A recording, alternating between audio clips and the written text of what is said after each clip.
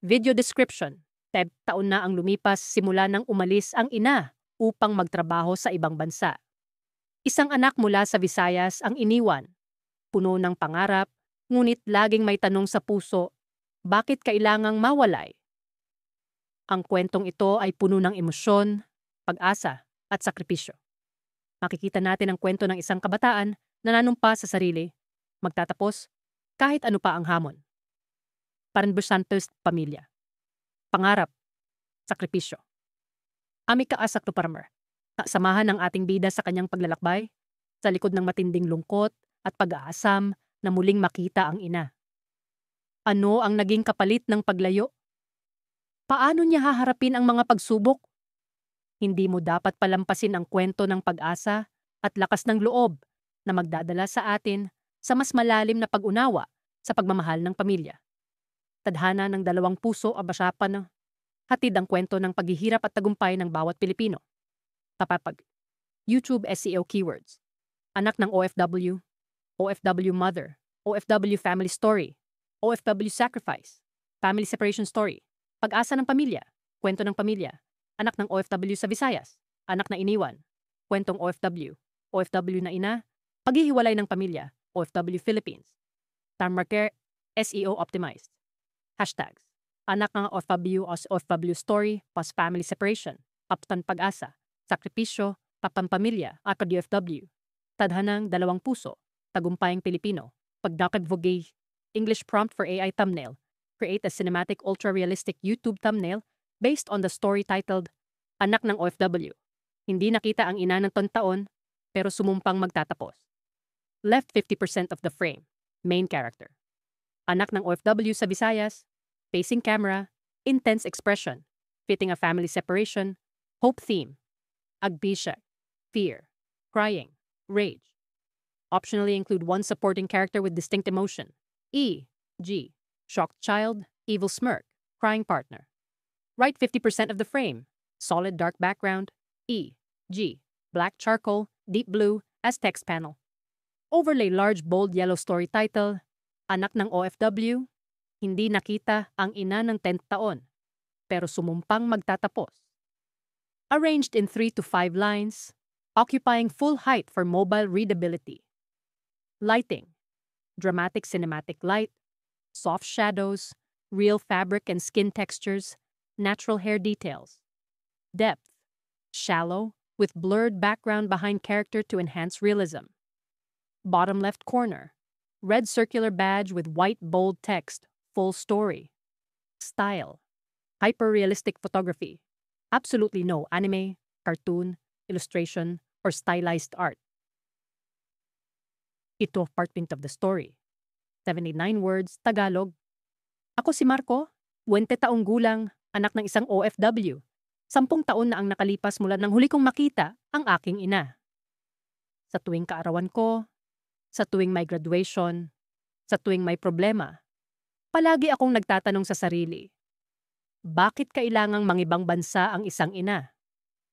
Puno ng pangarap ang kanyang desisyon, ngunit naiwan akong walang sagot.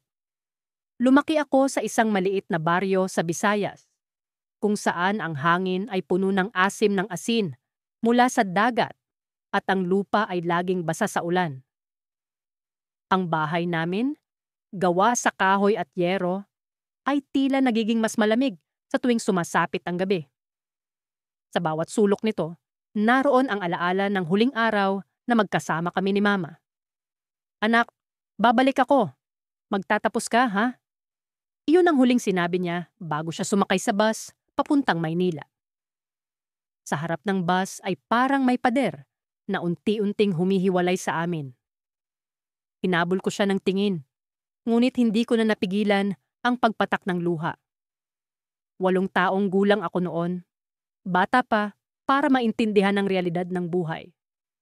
Sa simula, palagi siyang tumatawag. Linggo-linggo, ang boses niya ay parang musika sa tenga ko. Kumusta ang aral, Marco? Maging masipag ka, ha? Para sa pangarap natin. Ngunit habang lumilipas ang mga taon, ang tawag ay naging buwanan, pagkatapos ay tuwing espesyal na okasyon na lang. Hanggang sa tuluyan na itong nawala. Sa baryo namin, hindi madali ang buhay.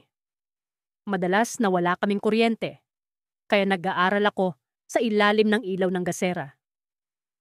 Ang mga kapitbahay ay laging nagtatanong, Marco, kailan ba babalik ang mama mo? Hindi ko alam ang sagot. Sa tuwing tinatanong nila yon, parang may kutsilyong tumutusok sa puso ko. Minsan, ang sagot ko lang ay ngiti, ngiting pilit, ngiting puno ng lungkot. Si Lola ang naging kasama ko sa buhay. Siya ang nagpalaki sa akin, nag-alaga, at nagturo ng lahat ng alam ko. Marco, huwag kang magtanim ng sama ng loob sa mama mo. Para sa'yo ang lahat ng ginagawa niya. Pero paano ko ba hindi mararamdaman ang sakit? Sa tuwing may mga magulang na dumadalo sa school events, naroon ako sa likod, nagtatago, nagbabaka sakaling makita ko si mama. Ngunit wala. Lagi akong mag-isa. Sa kabila ng lahat, hindi ko kinalimutan ang pangako kong magtatapos. Laging sinasabi ni Lola, ang edukasyon ang mag-aahon sa atin sa kahirapan, Marco. Kaya kahit mahirap, kahit minsan ay wala kaming pambaon, pumapasok pa rin ako. Sa eskwelahan, may mga guro na nagpapakita ng malasakit, ngunit may mga kaklase rin na hindi naiintindihan ang kalagayan ko. Anak ka ng OFW, bakit parang mahirap ka pa rin? Sabi ng isa, sabay tawa. Tumahimik lang ako, ngunit sa loob ko, gusto ko silang sagutin. Hindi lahat ng OFW ay masaya. Hindi lahat ng OFW ay mayaman. Ang sakripisyo ng isang ina sa ibang bansa ay hindi palaging nagdadala ng ginhawa. Sa gabi lagi akong nagdarasal. Diyos ko, gabayan niyo po si Mama? Sana po makita ko na siya ulit. Ngunit habang tumatagal, ang mga tanong sa isip ko ay dumami. Bakit hindi na siya tumatawag? Ano na kaya ang nangyari sa kanya? Buhay pa kaya siya? Sa bawat araw na lumipas, ang pag-asa ko ay parang kandilang nauupos. Isang araw, dumating si Tito, ang kapatid ni Mama, mula sa Maynila. Pagpasok niya sa bahay, bitbit niya ang isang maleta. Marco, may kailangan tayong pag-usapan. Ang tono ng boses niya ay mabigat, parang may dalang balita na hindi ko kayang tanggapin. Tumingin siya sa akin, ngunit umiwas ako sa kanyang mga mata. Ayokong makarinig ng masamang balita. Si Mama mo, nagsimula siya. Ngunit bago pa niya matapos ang sasabihin, naramdaman ko na ang malamig na pawis sa likod ng aking leeg. Tumayo ang balahibo ko at ang mundo ko ay biglang naging tahimik. Ano ang sasabihin niya? Dinarabo. Bahagi 2. Carabao, pag-asa sa gitna ng kakulangan. Sa kabila ng kawalan ng pisikal na presensya ni Mama sa buhay ko, natutunan kong umasa sa mga bagay na hindi ko nakikita. Ang mga tawag niya mula sa Qatar, ang mga padalang package na puno ng damit, pagkain, at minsan ay laruan. Lahat ng iyon ay nagsilbing paalala na mahal niya ako. Kahit pa 10,000 kilometro ang pagitan namin. Pero hindi ko maitatanggi. May mga gabi na kahit gaano karaming padala ang dumating, hindi nito kayang punan ang kakulangan ng yakap ni Mama. Nasa ika-10 taon na ako ng pag-aaral, grade 10. At sa bawat araw na lumilipas, palapit ng palapit ang araw ng pagtatapos. Pinangako ko sa sarili ko na gagawin ko ang lahat para magtapos bilang isang honor student, hindi lang para sa sarili ko, kundi para kay Mama. Nais kong ipakita sa kanya na sulit ang bawat sakripisyong ginawa niya para sa akin. Anak, mag-ingat ka palagi ha. Huwag kang magpupuyat at huwag mong kakalimutang magdasal. Paalala ni Mama sa huling tawag namin noong 1 linggo. Wala kang dapat ipag-alala, Ma. Magtatapos ako ng may medalya. Pangako ko yan, sagot ko. Sa likod ng bawat salita ko, ramdam ko ang bigat ng responsibilidad na pinili kong akuin. Sa eskwela, palagi akong sinasabihan ng mga guro na may potensyal daw ako. Napakatalino mo, Carla. Sigurado akong malayo ang mararating mo, sabi ni Ma'am Santos, ang advisor namin. Pero sa tuwing sinasabi niya iyon, parang may kirot sa puso ko. Ang totoo, hindi ko tiyak kung talino talaga ang dahilan ng mga nagagawa ko o kung desperasyon lang para sa pangakong binitiwan ko kay mama. Tuwing gabi, pagkatapos kong magsagot ng mga module at mag-review para sa quizzes, nakaupo ako sa harap ng lumang laptop na bigay ni mama noong nakaraang taon. Sa screen nito, nakasave ang mga lumang larawan namin ni mama noong maliit pa ako. Mga larawan bago pa siya umalis para magtrabaho abroad. Madalas kong titigan ng isa naming litrato sa plaza. Hawak niya ang kamay ko habang ngumiti kami sa kamera. Sa likod ng masayang ngiti ko, hindi ko alam na iyon pala ang huling taon na makakasama ko siya. Pero ngayong 10 taon na ang nakalipas, ibang Carla na ang tumitingin sa mga larawang iyon. Hindi na ako batang babae na walang alam sa hirap ng buhay. Alam ko na kung gaano kahirap ang maging isang OFW, lalo na para kay mama. Sa bawat padala niya, may kapalit na pawis, pagod, at siguro ay mga luha na hindi niya sinasabi. 2 linggo bago ang final exams, dumating ang isang tawag mula kay mama.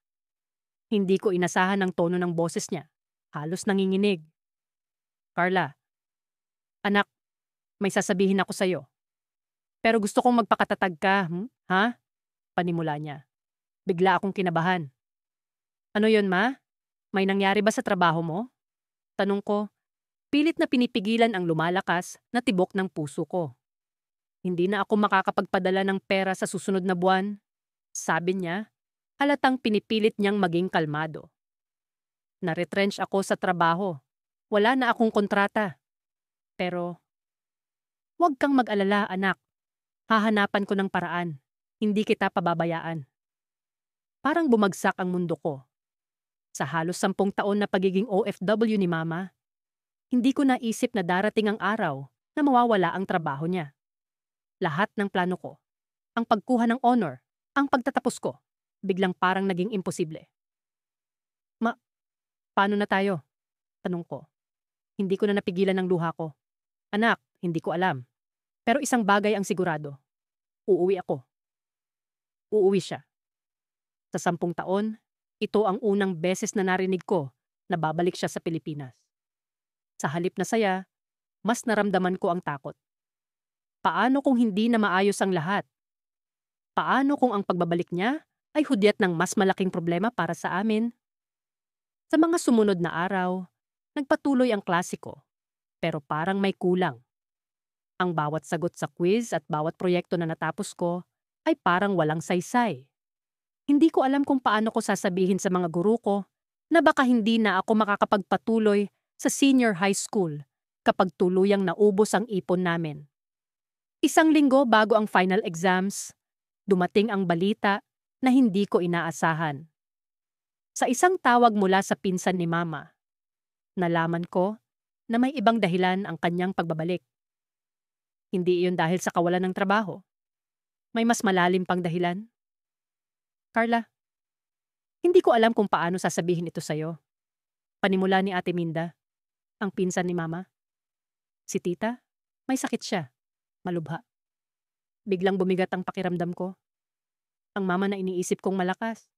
Ang mama na nagtrabaho sa ibang bansa para sa akin. May sakit?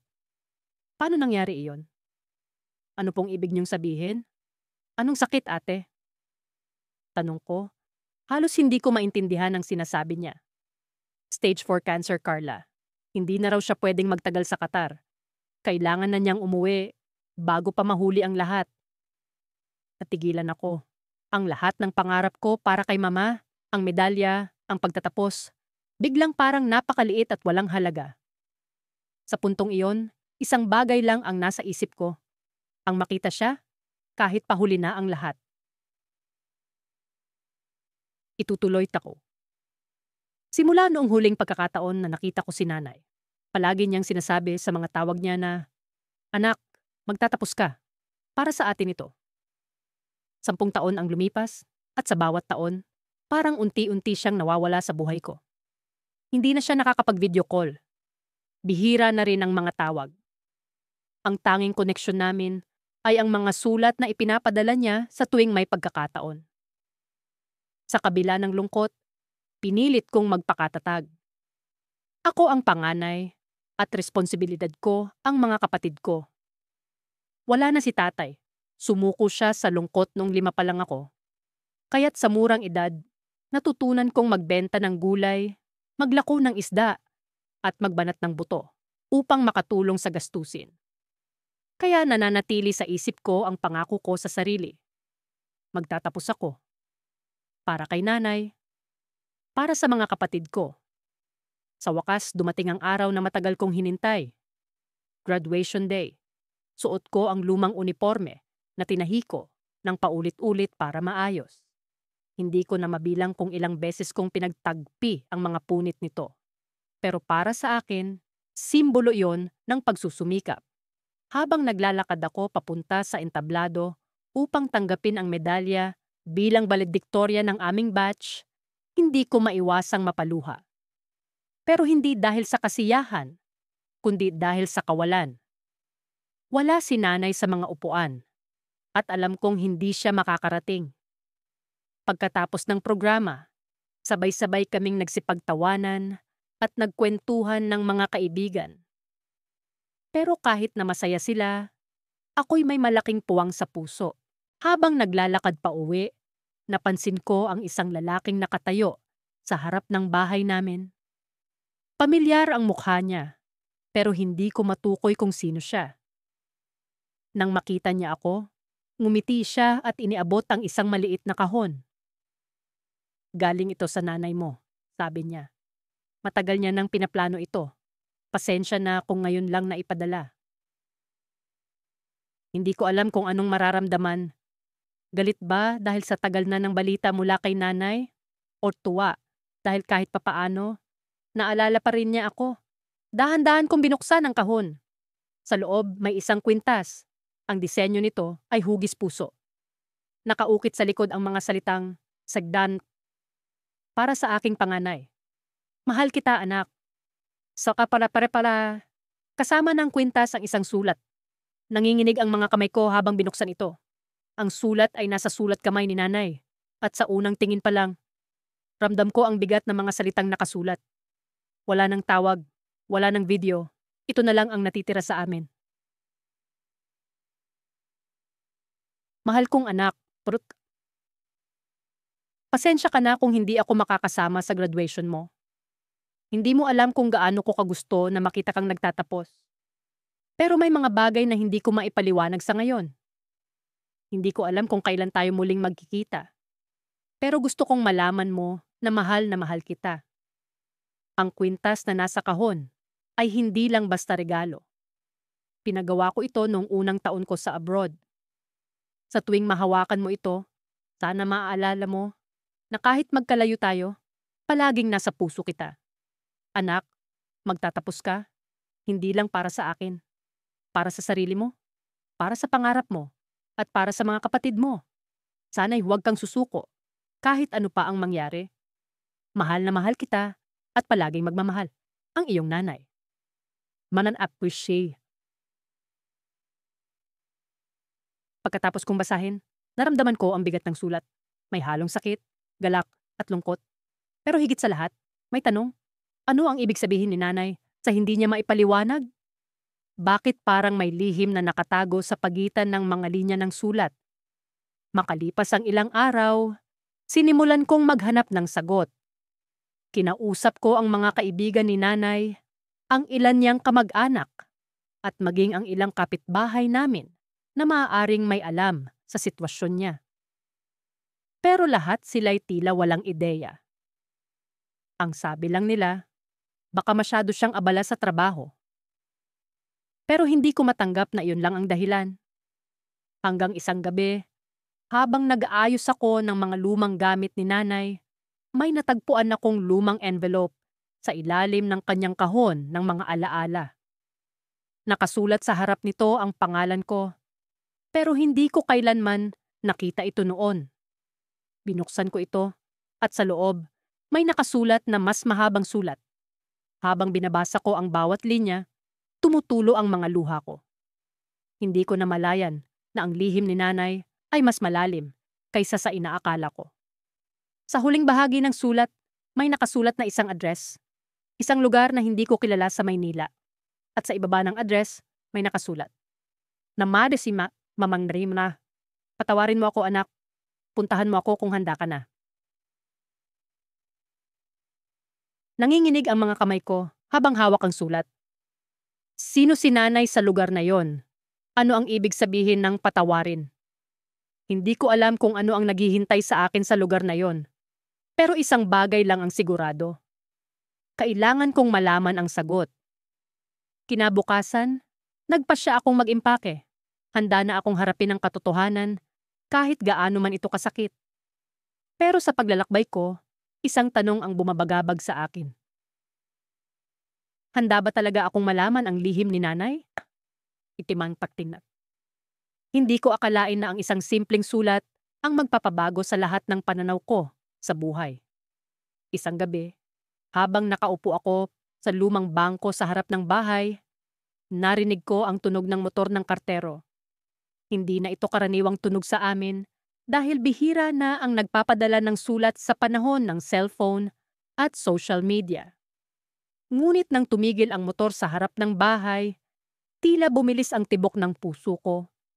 Lalo na nang marinig ko ang sigaw ng kartero. May sulat para kay Miguel. Agad akong tumayo. Ako si Miguel, ang anak ng OFW na sa loob ng 10 taon ay hindi nasilayan ng ina. Kinuha ko ang sulat mula sa kartero. Nanginginig ang mga kamay ko habang binubuksan ito. Ang sulat ay mula kay mama. Hindi ko pa natatanggap ang ganitong uri ng sulat mula sa kanya noon. Sa tuwing magpapadala siya ng mensahe. Palaging sa pamamagitan ng Facebook Messenger, kung saan madalas niyang itinatago ang lungkot sa likod ng mga emojis ng ngiti. Ngunit sa pagkakataong ito, iba ang pakiramdam. Ang sulat ay handwritten. Ang tinta ng panulat ay may bahagyang pagkabasa. Parang may luhang pumatak sa papel habang sinusulat niya ito. Binasa ko ang unang linya. Anak, sana mabasa mo ito ng buo, kahit masakit. Mahal kita, at hindi ako titigil sa pagmamahal sa iyo kahit anong mangyari. Humugot ako ng malalim na hininga. Ang bawat salita ay tila may bigat. Nagpatuloy ako sa pagbasa, at bawat pangungusap ay parang palaso sa puso ko. Miguel, alam kong mahirap para sa iyo ang lumaki nang wala ako sa tabi mo. Alam kong maraming beses kang nagtatanong kung bakit kailangan kong mag-abroad at iwan ka. Sa loob ng 10 taon, araw-araw kong iniisip kung tama ba ang desisyon ko. Pero anak, ginawa ko ang lahat para mabigyan ka ng magandang kinabukasan. Tumulo ang luha ko.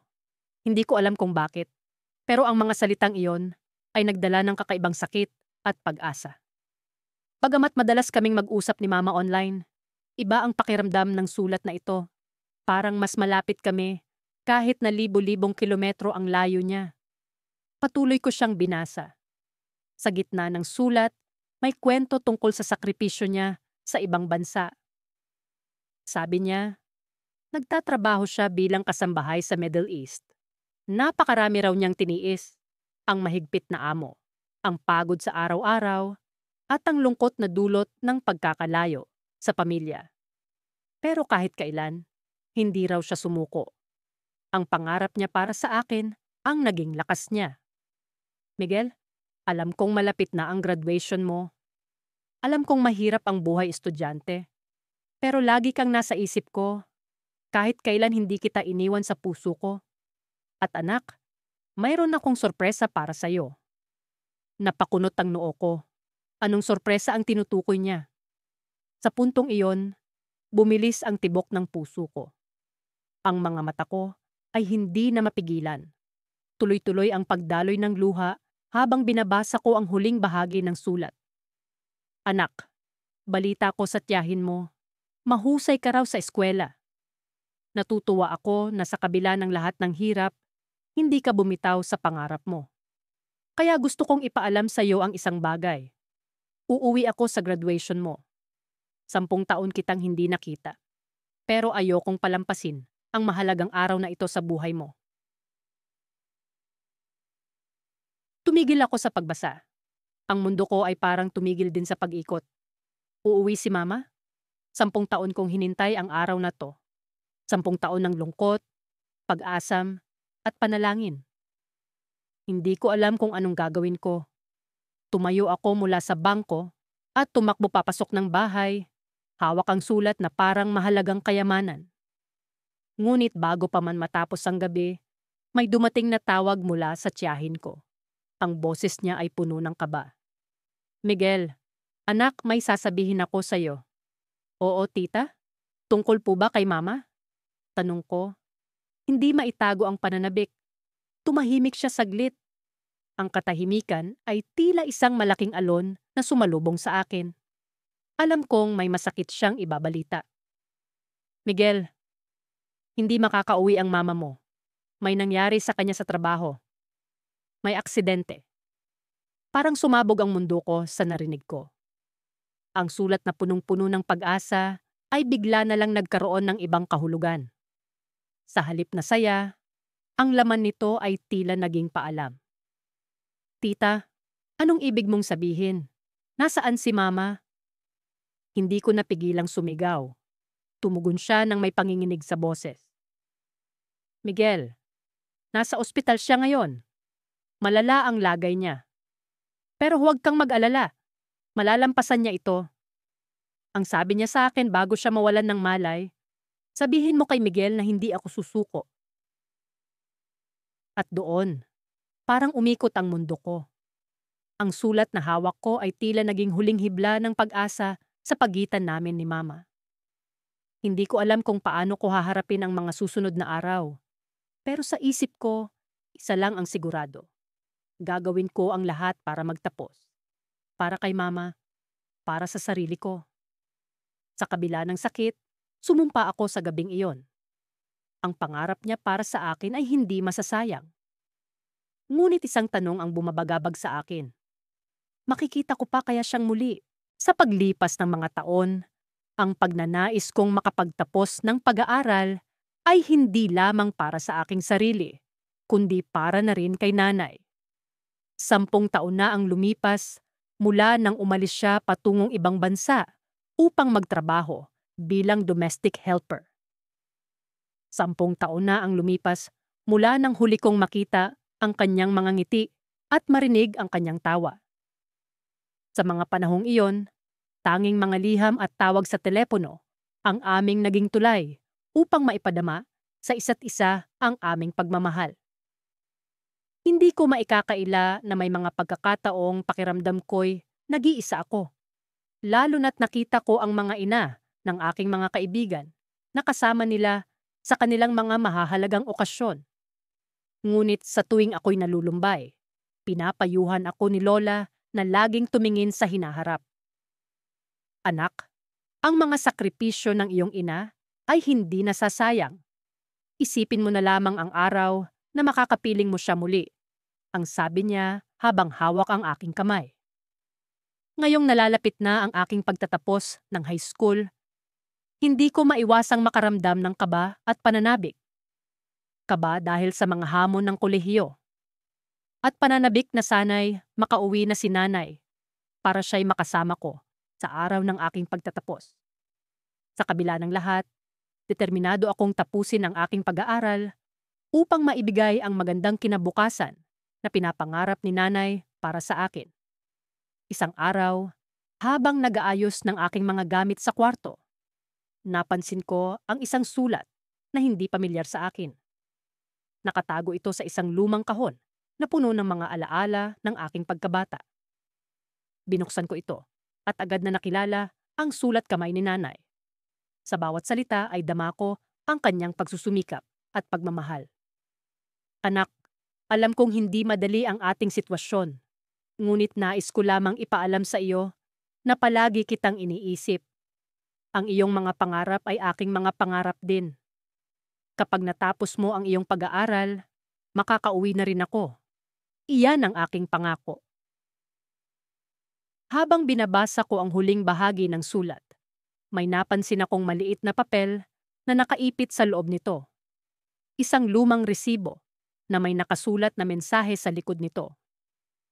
May mga pagkakataong ang mga pangarap ay tila malayo, ngunit tandaan mong lagi kang may kakampi. Hindi ko maintindihan ang ibig sabihin nito, ngunit iniisip kong ito'y isa sa mga lihim na pag-uusap namin ni Nanay. Nang sumapit ang araw ng aming huling pagsusulit, hindi ko maiwasang mag-isip tungkol sa mga susunod na hakbang na aking tatahakin. Sa huli, nagawa kong lagpasan ang mga pagsusulit at nakamit ang inaasam na marka. Laking tuwa ko nang sabihin sa akin ng aming guro na ako'y magiging bahagi ng mga magsisipagtapos na may karangalan. Ngunit sa kabila ng kasiyahang nadarama, may isang balita ang dumating na tila isang unos na nagbago sa lahat. Isang tawag mula sa Embahada ng Pilipinas ang aking natanggap. Sinabi nilang may nangyaring hindi inaasahan kay Nanay habang siya'y nasa ibang bansa. Sa mga salitang iyon, bumagsak ang aking puso. Hindi ko alam kung paano ko ito haharapin. Sa mga sumunod na araw, naging laman ng isip ko ang mga bagay na maaari kong gawin. Naisip kong pumunta sa embahada upang makakuha ng karagdagang impormasyon at malaman ang tunay na kalagayan ni Nanay. Ngunit paano? Wala akong sapat na pera para sa pamasahe at mga gastusin. Sa gitna ng aking pag-aalala, isang tawag mula sa hindi kilalang numero ang natanggap ko. Isang malalim na boses ang narinig ko sa kabilang linya. Anak, ako ito. May kailangan kang malaman. Dahil sa pagkabigla, hindi ko agad nakilala ang tinig. Ngunit nang siya'y magpatuloy, unti-unting lumilinaw sa aking isipan kung sino ang nasa kabilang linya. Anak, ito ang iyong ama. Kailangan natin mag-usap. Ang mga salitang iyon ang pumukaw sa lahat ng nakakubling damdamin sa aking puso. Ang aking ama na matagal nang nawala at hindi na muling nagparamdam. Ano ang kinalaman niya sa lahat ng ito? Bakit ngayon pa siya nagpakita? Sa panahong kailangan ko ng sagot tungkol kay Nanay? Nababalot ng pagtataka at pag-aalala. Hindi ko alam kung paano ko haharapin ang bagong kabanata ng aking buhay na tila puno ng mga tanong at hiwaga. Sa pagpasok ng dilim ng gabi, nanatili akong nakatitig sa kisame. Nag-iisip at umaasang sa kabila ng lahat ng ito. May liwanag na magdadala sa akin sa mga kasagutan. Sa totoo lang, hindi ko na rin mabilang kung ilang beses akong tumitig sa kalendaryo sa dingding ng aming maliit na sala. Ang petsa ay palaging nagtataka sa akin. Parang napakabagal ng bawat araw. Ngunit ang mga taon ay dumaan ng tila isang kisap mata lamang. 10 taon. 10 taon na hindi ko nakita si Nanay. 10 taon na ang mga mukha niya sa mga litrato ang tangi kong pinanghahawakan. 10 taon na puro pangungulila ang bumalot sa bawat sulok ng aming buhay. Pero ngayong araw ay iba. May kakaibang init sa hangin habang abala ako sa pagsusulat ng sanaysay para sa eskwela. Isang proyekto tungkol sa mga pangarap. Isang tanong ang paulit-ulit na bumabagabag sa isip ko habang hawak ang lapis. Ano nga ba ang pangarap ko? Malamang, ang sagot ay simple. Gusto kong makatapos ng pag-aaral, maging isang guro, at makapagbigay ng mas maayos na buhay para sa pamilya namin. Pero sa ilalim ng bawat salita na isinusulat ko, nararamdaman ko ang mas malalim na pangarap, ang makasama si Nanay muli. Ang marinig ang boses niya nang hindi sa telepono. Ang mayakap siya ng walang distansya ng dagat sa pagitan namin. Habang abala ako sa pagsusulat, narinig ko ang tunog ng motor ng kartero. Tumigil ito sa harapan ng aming bahay. Tumayo agad ako, iniwan ang papel sa mesa, at tumakbo palabas. Hindi ako madalas makakatanggap ng sulat, pero tuwing may dumating, palaging may halong pananabik.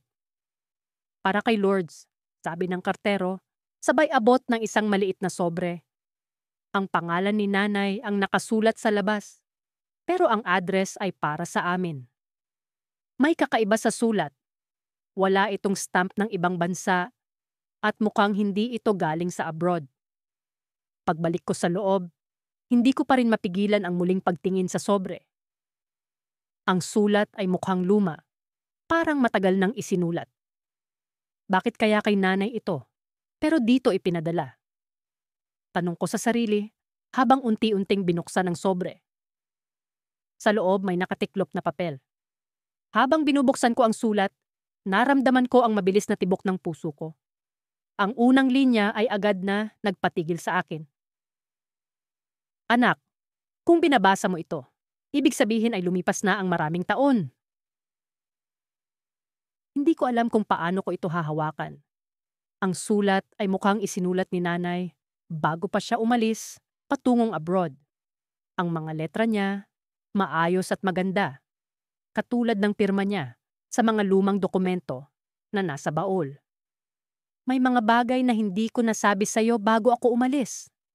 Hindi ko alam kung paano ko ito sasabihin ng harapan, kaya isinulat ko na lang. Ang dahilan kung bakit ako umalis ay hindi lang para sa pera, anak. May mas malalim na dahilan kung bakit kailangan kong lumayo. Humigpit ang hawak ko sa papel. Ang mga salitang iyon ay nagbigay ng bigat sa dibdib ko. Ano ang ibig sabihin ng mas malalim na dahilan? Noong panahong iyon, may mga taong naghahanap sa akin. May mga bagay na nangyari sa buhay ko bago kita makilala, bago kita naging anak. Hindi ko alam kung paano ito ipapaliwanag sa'yo, pero may isang lihim na matagal ko nang itinatago. Halos hindi ko na maituloy ang pagbabasa.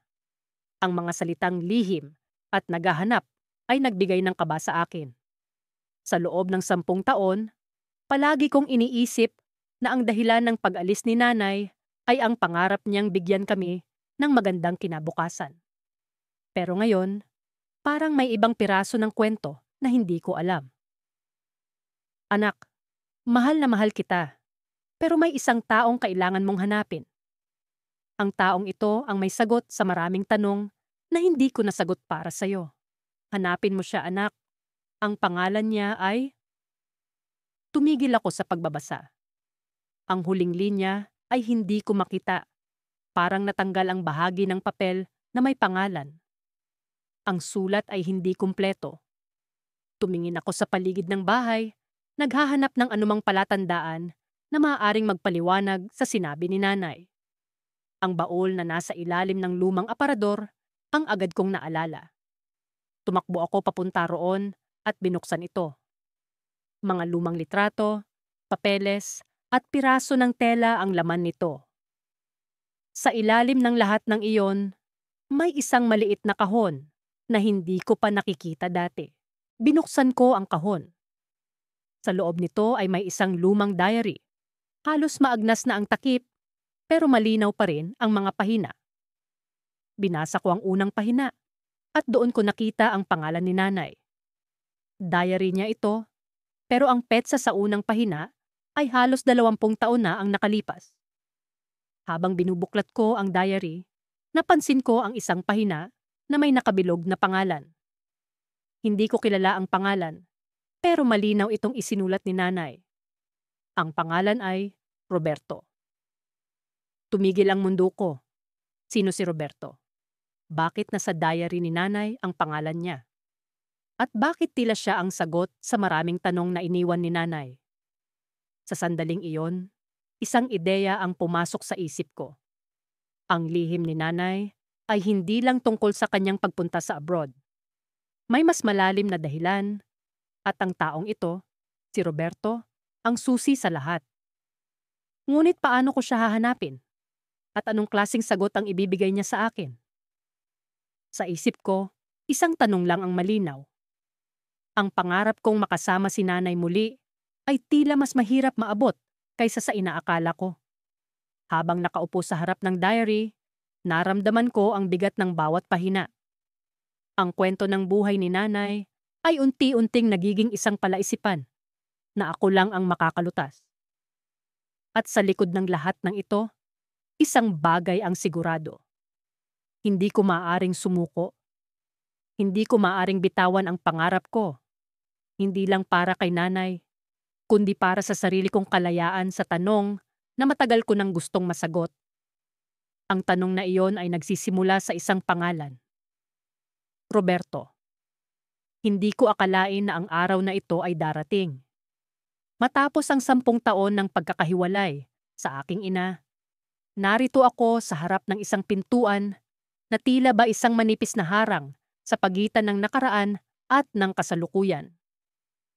Ang hangin ay may kakaibang lamig. Tila ba sinasabayan ang kaba sa aking dibdib. Nasa Visayas ako, sa maliit na bayan kung saan lumaki si Mama. Dumating ako isang linggo na ang nakakaraan para sa aking pagtatapos sa kolehiyo, isang pangako na ginawa ko sa sarili ko sa kabila ng lahat ng hirap at pag-iisa. Lumaki akong mag-isa kasama ang aking lola. Ang tanging gabay na mayroon ako habang si Mama ay nagtatrabaho sa ibang bansa. Ang mga tawag niya tuwing Pasko at Kaarawan ay naging bahagi na ng aking buhay. Pero iba pa rin ang pakiramdam ng pisikal na presensya ng isang ina. Sa loob ng 10 taon, ang imahe ni Mama ay isang serye ng malalabo at naglalaho na alaala. Hanggang sa nakita ko ang isang lumang litrato niya na dala ng aking lola. Nakangiti siya, hawak ako noong bata pa ako. Ngayon, narito ako sa harap ng pintuan ng bahay na ito, ang bahay ng kanyang kaibigan, kung saan siya pansamantalang naninirahan, mula nang bumalik mula sa ibang bansa. Hindi ko alam kung ano ang mararamdaman ko kapag nagkaharap kami. Masaya ba ako? Takot? Galit? Sa kabila ng lahat, ang tanging sigurado ko ay ang pangako ko sa sarili ko. Magsisikap ako para makapagtapos, para sa kanya, para sa aming pamilya. Ito ang naging gabay ko sa bawat pagod at pagsubok sa paaralan. Sa bawat hakbang ko papalapit sa pintuan, bumabalik sa akin ang mga alaala ng mga gabing umiiyak ako sa pag-aalala na baka hindi na siya bumalik. Pero heto, narito na siya. Ang 10 taon ng pag-aantay ay magtatapos na. Kumatok ako, marahan, halos ayokong makagawa ng ingay. Binuksan ito ng isang babae, hindi si Mama, kundi ang kaibigan niyang si Tita Lorna. Ngumiti siya, isang ngiti ng pagkilala, at niyakap ako. Anak, halika na. Nandito na siya. Sabi niya habang tinuturo ang direksyon ng sala. Pumasok ako, at sa bawat hakbang ay nararamdaman ko ang unti-unting pagbigat ng aking dibdib. Nang makita ko si Mama, nakaupo sa sofa, parang bumagal ang oras. Parang lahat ng bagay sa paligid ay nawala at kami lamang ang natitira. Tumayo siya, isang hakbang sa direksyon ko. Hindi ko alam kung ano ang sasabihin, kung paano magsisimula. Sa loob ng isang segundo, nagkaroon kami ng pagtititigan na puno ng damdamin, hindi ko maipaliwanag. Anak, ang laki-laki mo na, sabi niya.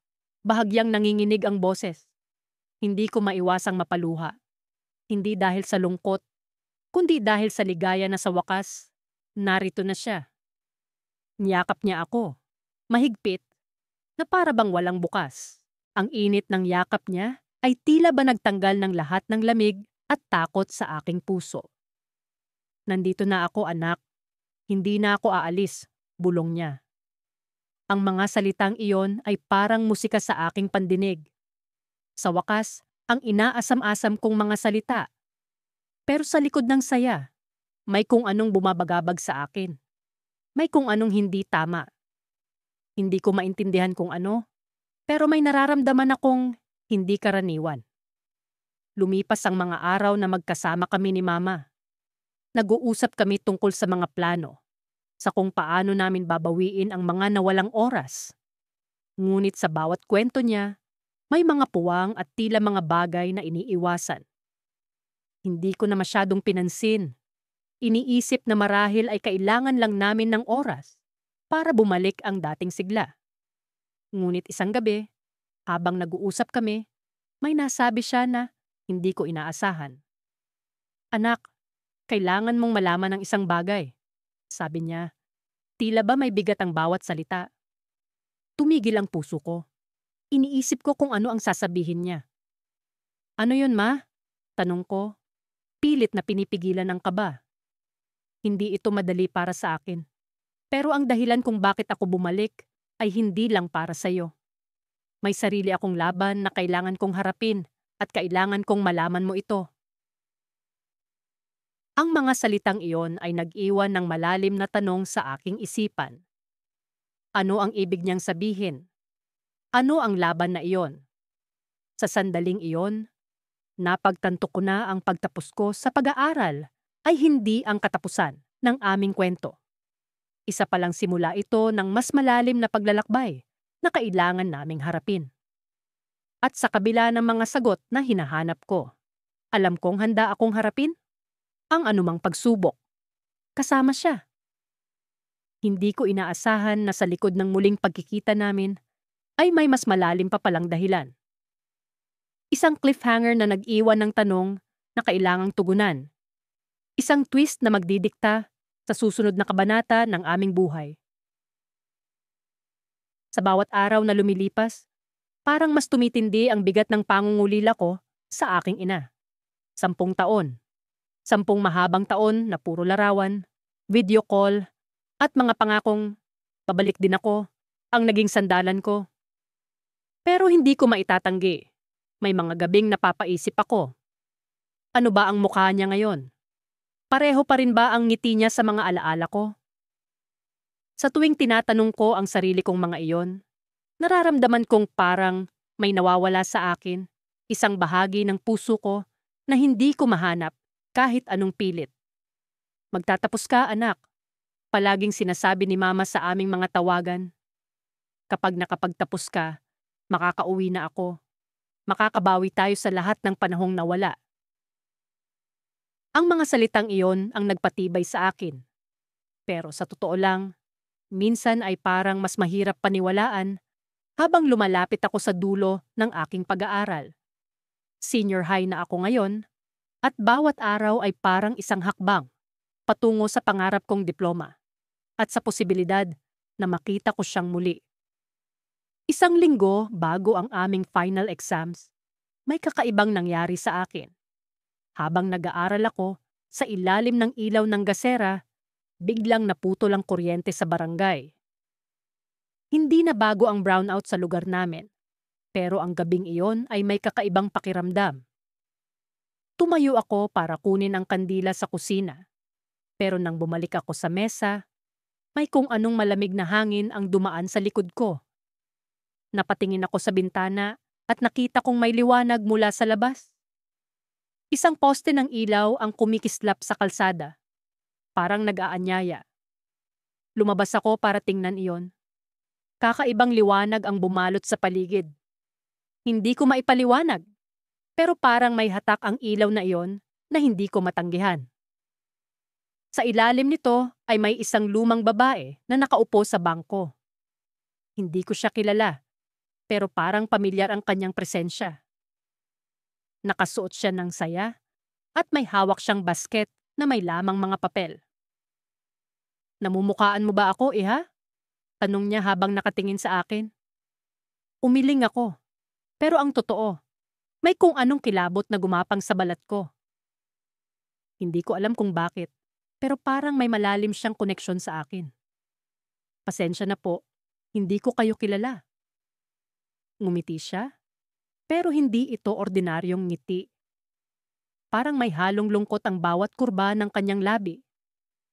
Hindi mo kailangang makilala ako. Ang mahalaga ay makilala mo ang sarili mo. Hindi ko alam kung bakit, pero bigla akong napaluha sa sinabi niya. Hindi ko na malayang pinipiga na pala ng mga salita niya ang puso ko. Ano pong ibig ninyong sabihin? Tumayo siya at iniabot sa akin ng isang papel mula sa kanyang basket. Nang tingnan ko ito, isa itong sulat. Ang sulat ay may pangalan ko, pero hindi ko alam kung sino ang nagpadala. Basahin mo ito kapag handa ka na, sabi niya bago siya dahan-dahang lumakad palayo. Kasabay ng pagkapundi ng poste ng ilaw. Hindi ko alam kung anong pumasok sa isip ko. Pero tumakbo ako pabalik sa bahay, dala ang sulat. Pagdating ko sa kwarto, agad kong binuksan ito. Ang mga unang linya ay nagpatigil sa puso ko. Mahal kong anak. 10 taon na ang lumipas mula noong huli tayong nagkita. Napakahirap para sa akin na iwan ka. Pero ginawa ko ito dahil gusto kong magkaroon ka ng magandang kinabukasan. Hindi ko alam kung paano kita haharapin kapag nagkita tayo muli. Baka magalit ka sa akin. Baka hindi mo na ako kilala. Pero anak, tandaan mo, mahal na mahal kita. Hindi ko na natapos ang sulat dahil nanginginig na ang kamay ko. Hindi ko alam kung bakit, pero parang may kakaibang damdamin na bumalot sa akin. Ang sulat na yon ay parang may halong lungkot at pag-asa. Pinilit kong basahin ang huling bahagi. Kapag natapos mo ang iyong pag-aaral, babalik ako. Pero anak, may isang bagay akong kailangang sabihin sa iyo. Isang bagay na matagal kong itinago. Ang totoo. Tumigil ang mga salita. Walang kasunod. Wala na. Ang sulat ay putol. Pinilit kong hanapin ang iba pang bahagi ng sulat, pero wala. Tila sinadya itong putulin sa pinakasensitibong bahagi. Sa dami ng tanong sa isip ko, mas lalo akong nalito. Ano ang ibig sabihin ni Mama?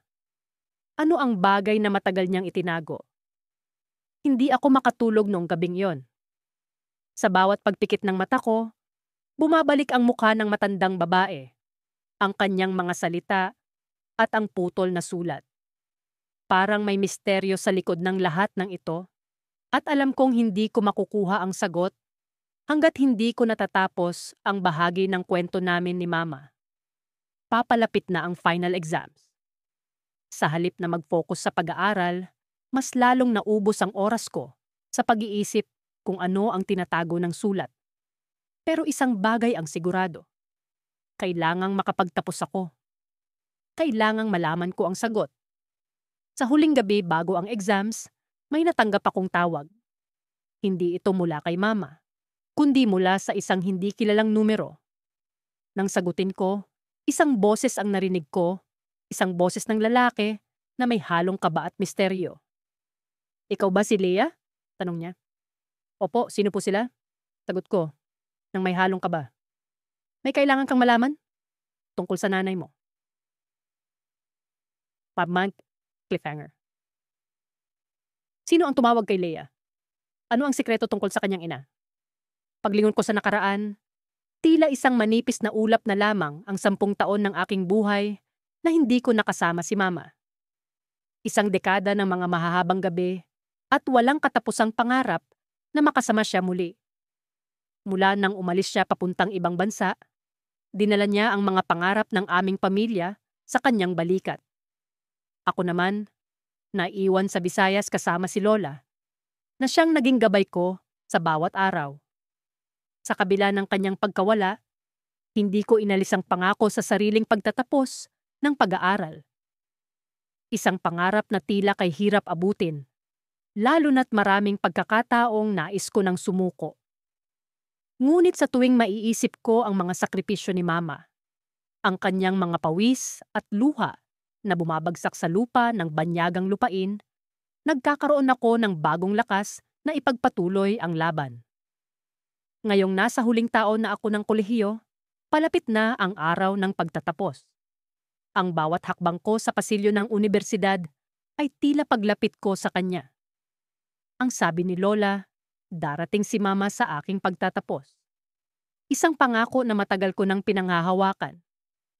Subalit, isang linggo bago ang aking pagtatapos, isang hindi inaasahang liham ang dumating.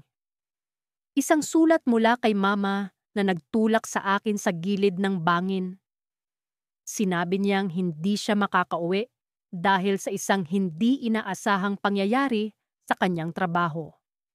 Ang sakit at pighati na bumalot sa akin ay hindi matutumbasan ng kahit anong salita. Ang tanging pangarap ko ay makita siya sa araw ng aking pagtatapos. Ngunit tila isang bula itong naglaho.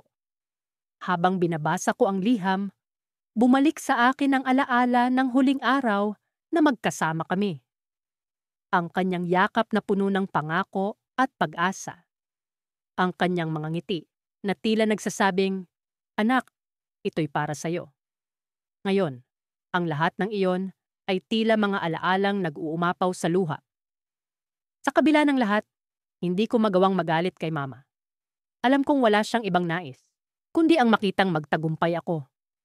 Ngunit sa mga oras na iyon, hindi ko mapigilang magtanong, kailan ko pa siya muling makikita? Sa kabila ng kawalang katiyakan, muling bumangon ang aking determinasyon na magtapos. Inubos ko ang natitirang araw sa pag-aaral at pagsasanay para sa nalalapit na seremonya. Kahit pawala si mama sa araw na iyon, alam kong nasa puso ko siya. Dumating ang araw ng aking pagtatapos. Kasama ko si Lola, na buong pagmamalaking umupo sa hanay ng mga magulang at pamilya. Habang inaawit ang pambansang awit, naramdaman ko ang bigat ng mga taon ng paghihintay at pagsisikap. Ngayon, narito ako, isang hakbang na lamang mula sa aking pangarap. Habang tinatawag ang aking pangalan, lumakad ako patungo sa entablado na may halong kaba at saya.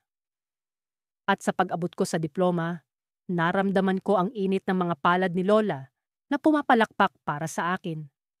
Ngunit sa gilid ng aking mga mata, may isang pamilyar na figura akong nasulyapan. Isang babae, nakatayo sa pintuan ng bulwagan, nakamaskara at may suot na simpleng damit. Ang kanyang mga mata ay tila nagsasabi ng isang kwento na kay tagal ko nang gustong marinig. Ang kanyang ngiti ay puno ng pagmamalaki at pag-ibig, at sa isang iglap, alam kong siya si Mama. Ngunit bago ko siya malapitan, biglang huminto ang oras. Isang malakas na sigaw ang umalingaw-ngaw sa buong bulwagan at nagdulot ito ng kaguluhan sa mga tao. Sa gitna ng pagkalito, nawala siya sa aking paningin. Ang aking puso ay naglalaban sa pagitan ng tuwa at pangamba. Ano ang nangyari? Bakit siya nawala muli? Habang bumabalik ang kaayusan, agad akong lumabas ng bulwagan. Hinanap si Mama sa bawat sulok. Subalit tila siya'y naglaho na parang bula. Sa gitna ng aking pag-aalala, isang mensahe ang natanggap ko sa aking telepono. Isang mensahe mula sa hindi kilalang numero. "Anak, narito ako. Hindi kita kayang iwan. Maghintay ka sa akin sa lugar kung saan tayo huling nagkita." Hindi ko napigilan ang pag-agos ng luha sa aking mga mata. Muli kong naramdaman ang init ng kanyang pagmamahal. Sa kabila ng mga taon ng pagkawalay, sa wakas ay magkikita kami. Ngunit ano ang ibig sabihin ng mensaheng ito? Ano ang dahilan ng kanyang pag-alis?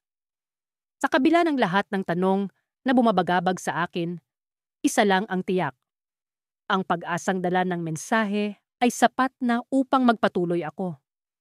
Sa lugar kung saan kami huling nagkita, naroon ang mga kasagutan sa lahat ng aking pag-aalinlangan.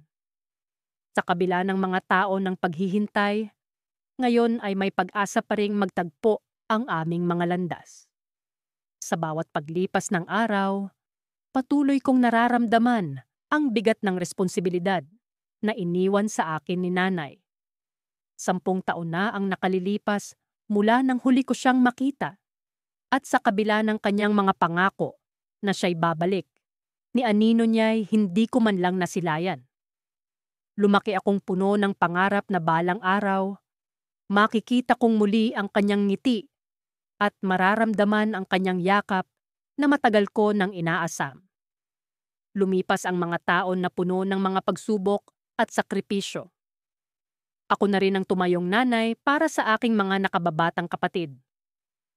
Sa mura kong edad, natutunan kong pagsabayin ang pag-aaral at ang responsibilidad sa bahay. Madalas kong naririnig ang bulong ng mga tao sa aming baryo na baka raw hindi na bumalik si Nanay, na baka may iba ng pamilya sa ibang bansa. Ngunit sa kabila ng lahat ng alinlangan at mga tsismis, pinili kong maniwala sa kanya. Pinanghawakan ko ang huling liham na ipinadala niya mula sa Italia, isang sulat na puno ng pag-asa at pagmamahal. Ngunit hindi ko maikakaila ang katotohanan. Habang papalapit ang araw ng pagtatapos ko sa kolehiyo, nararamdaman kong unti-unting humuhupa ang aking lakas. Pagod na akong mangarap sa kawalan. Isang linggo na lang bago ang graduation, hindi ko maiwasang makaramdam ng kalungkutan sa kabila ng tagumpay na inaasam ko. Ano nga ba ang saysay ng lahat ng ito kung wala si nanay sa aking tabi? Isang gabi, habang nag-aaral ako para sa huling pagsusulit, may kumatok sa pintuan. Hindi ko alam kung bakit, ngunit biglang bumilis ang tibok ng puso ko. Pagbukas ko ng pinto, tumambad sa akin ang isang lalaking hindi ko kilala. May dala siyang isang sobre at sinabing para iyon sa akin. Agad akong nagpasalamat at isinara ang pinto. Nang buksan ko ang sobre, isang liham ang nahulog mula dito. Ang sulat kamay ay pamilyar at hindi ko mapigilang maiyak. Si nanay. Mahal kong anak, bungad ng liham. Hindi ko alam kung paano ko sisimulan ang paghingi ng tawad sa lahat ng tao ng aking pagkawala. Maraming bagay ang nangyari na hindi ko inaasahang mangyayari.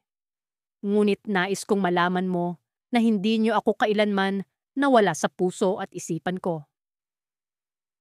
Habang binabasa ko ang bawat linya, tila lumulutang ako sa ibang mundo. Nalaman kong nagkaroon siya ng malubhang karamdaman sa Italia at hindi makauwi dahil sa kakulangan sa pera at suporta. Lumalaban siya para mabuhay at sa gitna ng laban na yon, ang pag-asa na makitang muli kami ang nagtulak sa kanyang bumangon araw-araw. Ngunit ang huling bahagi ng liham ang siyang bumuhay sa mga tanong na matagal ko nang iniwasan. Anak, aniya, may isang bagay akong hindi nasabi sa iyo noon. Isang sikreto na matagal kong itinago upang protektahan ka. Ngunit sa nalalapit mong pagtatapos, kailangan mong malaman ang katotohanan. Ang tatay mo ay buhay pa. Nabitiwan ko ang liham. Ang tagal kong hinanap ang sagot sa pagkawala ni tatay. Akala ko'y matagal na siyang namayapa, ayon sa kwento ni nanay noong ako'y bata pa. Ngunit sa iilang salitang iyon, nagbago ang lahat. Buhay siya. At kung buhay siya, nasaan siya ngayon? Sumabog ang iba't ibang emosyon sa aking dibdib. Galit, pagtataka, at pag-asa. Kung buhay si tatay, mayroon pa ba akong pagkakataon na makilala siya? At bakit nga ba kailangan niyang itago iyon sa akin? Napakaraming tanong ang bumabagabag sa akin, at sa kabila ng lahat ng ito, isang bagay ang sigurado. Kailangang malaman ko ang buong katotohanan. Ihinintay kong bumalik si nanay. Ngunit bago pa man siya makauwi, nagdesisyon akong hanapin ang sagot sa mga tanong na bumabagabag sa akin. Sa pagtatapos ng liham, may address na nakasulat, isang lugar sa Maynila.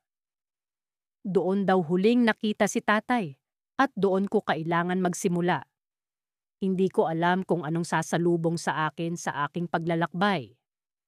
Ngunit sa pagkakataong ito, hindi na lang para sa akin ang laban na ito. Para ito kay nanay, sa lahat ng sakripisyo niya, at para sa pamilya naming matagal nang nagkawatak-watak. Sa kabila ng lahat ng panganib at hindi kasiguraduhan, handa akong harapin ang lahat. At sa paglalakbay kong ito, sa likod ng kaba at takot, naroon ang isang maliit na tinig ng pag-asa. Baka sakaling sa pagtatapos ng lahat ng ito, mabuo muli ang pamilyang matagal nang nagkahiwalay.